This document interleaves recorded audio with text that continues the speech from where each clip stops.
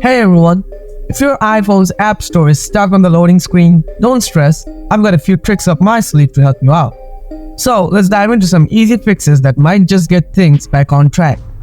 Solution 1. Check your internet connection. First, swipe down from the top of the screen to open the control panel. Next, enable airplane mode. After that, wait for about 30 seconds. Then turn airplane mode off.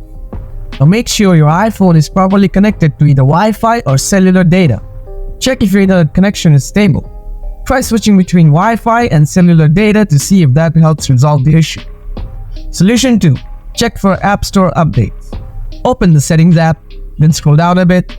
Next, tap on General. After that, tap on Software Update. If there's an update available, tap on Download and Install. Solution 3. Restart the App Store. Open the app switcher by swiping up from the bottom of the screen. Swipe up on the App Store to close it. After that, restart your iPhone. Now try opening the App Store again and see if the issue is resolved. Solution 4. Sign out and back into your Apple ID. Open the Settings app, then tap your Apple ID at the top of the screen.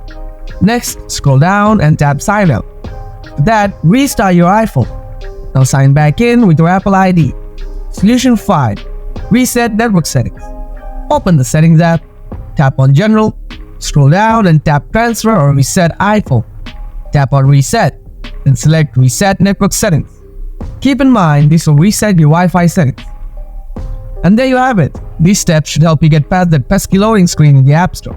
If this guide helped you out, let me know in the comments below. Feel free to drop any questions you might have or share your experience. Thanks for watching, and don't forget to hit that like button if you found this useful.